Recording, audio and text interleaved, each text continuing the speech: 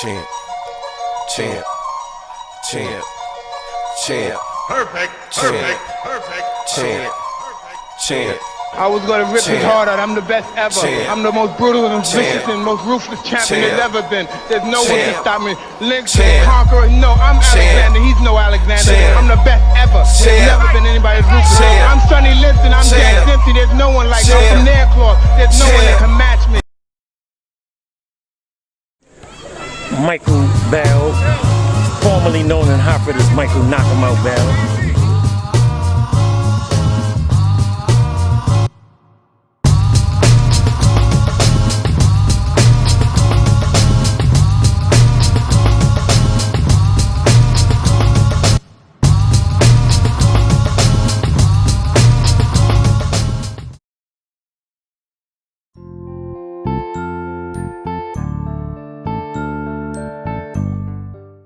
Born and raised in Bellevue Square.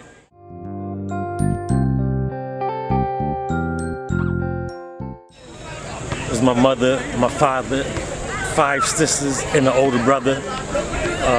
All of them born and raised, lived there for many years, then they moved out when they got older.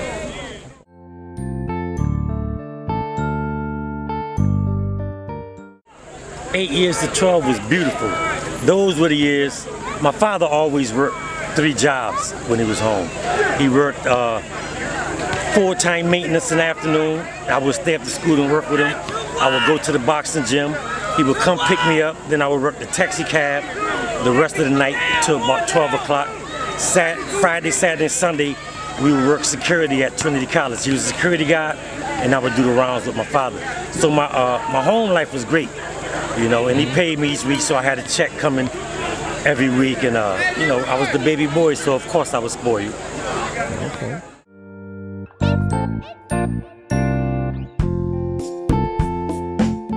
Sometimes you don't realize it until you get older and you go looking back over your life. Looking back now, that was one of the best places a person could be raised, because out of the 5, 6 different projects we have here, and I'm not disrespecting none of them, however, Bellevue Square was that village they talk about. It takes a village to raise a child, and my experience in a lot of the other projects was, I gotta get mine before you get yours. You know what I'm saying? It was more competition. They had to have a better garden in front of the house or better this. However, we worked together. If my mother gave you bread, you may have gave my brother some rice one day, we may have gave us some sugar, and we may have got some coffee, but it was all love. If I acted up, your moms took care of me. If you acted up, my moms took care of you. So we had a lot of discipline coming from everywhere. Okay.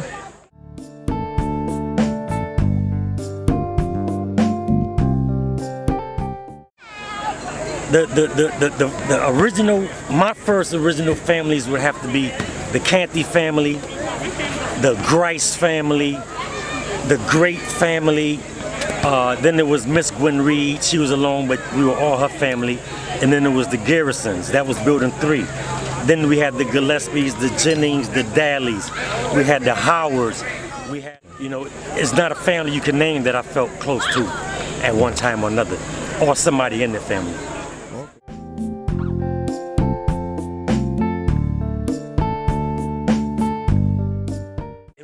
It was a word called unity. We had a lot of unity.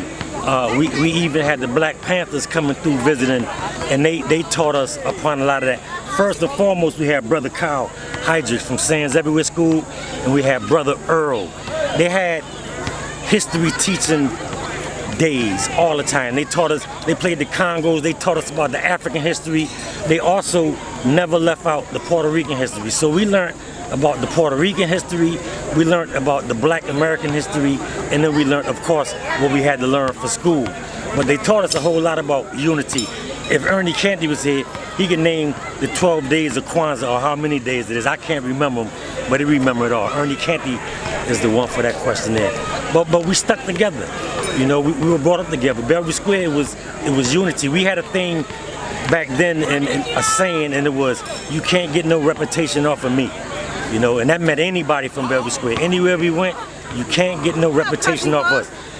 That was us as a whole, but then it became individualized as we went other places. You couldn't get a reputation off us because we was taught that, and we was, you know, raised to be that way.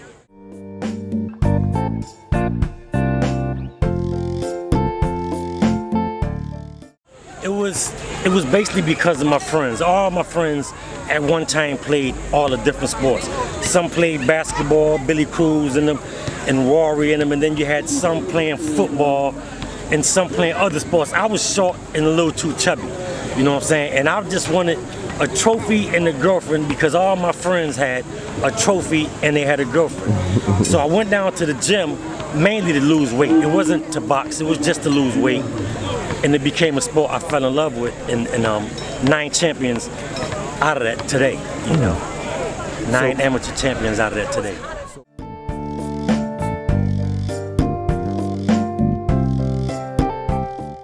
Discipline. I had to be disciplined. If I want to succeed at anything, I have to be disciplined.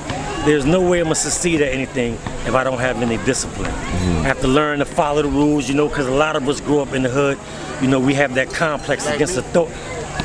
Please, bro. We had that complex against authority, and we just against it because we seen too many of our older brothers, friends, and relatives get beat down by the cops back then, you know, until we had to stand together. And then we switched it around. There was times our older brothers and what have you stop beating on the cops. So we had a discipline problem with that authority. So boxing taught me that I had to listen and pay attention to rules. They gave us the rules in the dressing room. They gave it to us one more time briefly in the ring, and we was on our own. As long as we followed that order, we was okay.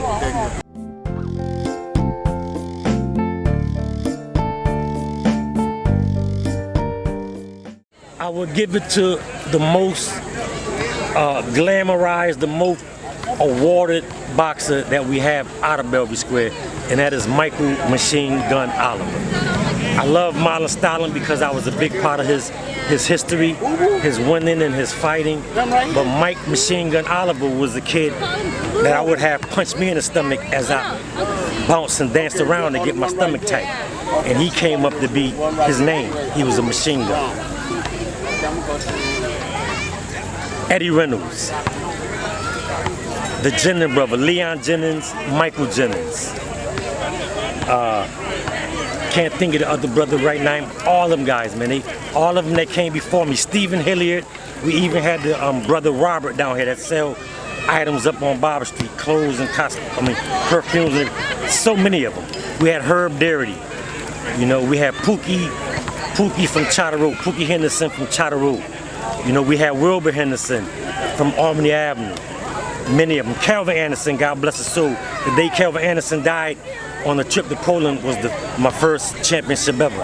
I became the New England Silverman's champion that day. And we dedicated to Calvin. God bless you, Calvin. Many of them, all of them were. You know, they all were. Pookie Agar, you know. Can't get enough of naming them all. They was all there. We even had John Scully. He was from our visiting town of Windsor, but he became a big part. John Iceman Scully. He was John the Gentleman Scully when I knew him. John the Gentleman. And we used to have a ball when we traveled. Troy Schoolboy Wortham. 1986 ESPN champion of the world. We were down in Vegas together. A lot of Hartford had so many. I can't forget the Leak brothers. Cooter Leak and Jeffrey Leak. I fought both of the brothers. Yeah. Adam Haleman. So many of them, man. It was a Say. One of the brothers by the last name of Say. Can't think of his name. There's many of the guys, man. Hartford was full of boxers and fighters, and they were all good. Nate Woods. God bless his soul. Donnie Nelson. All of them, man. Yep. Can't forget Donnie Nelson. The gym, when I left Bellevue Square, I went to the Donnie Nelson, Calvin Anderson Memorial Boxing Club. So it felt good being a part of both of them. You know, Donnie Nelson family lived in one of the buildings I lived in also, so they was a part of my personal family also.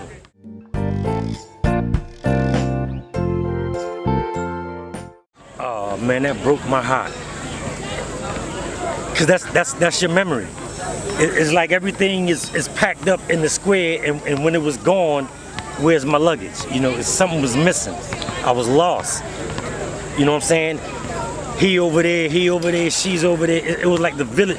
It was like they did to us in slavery days. They broke our families down, and they shipped us all over. You know, because they wanted to break up the power. But as you can see today, we fought the power. You know, we still here. Bellevue Square still here, y'all.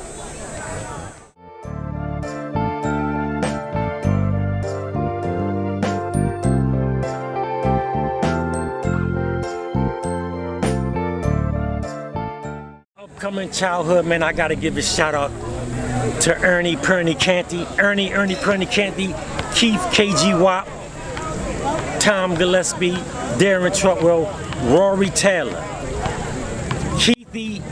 Kiki Johnson, Keith Johnson, Thomas Johnson, all the same person, but just a bunch of Johnson. Them was the main guys. It was Ernie, Kiki, Rory, Billy Crew, and then later on his brother Sam Martin, you know, Tom Gillespie and them few guys. Them was my immediate crew of learning and experiencing different things. If I have to put one at the top of the block that taught me more than my older brother taught me, and he also taught his older brothers, that would be Rory Taylor. Rory Taylor matured quicker than most of us, and I give him a shout. I commend my friend on that. He taught us a lot of things.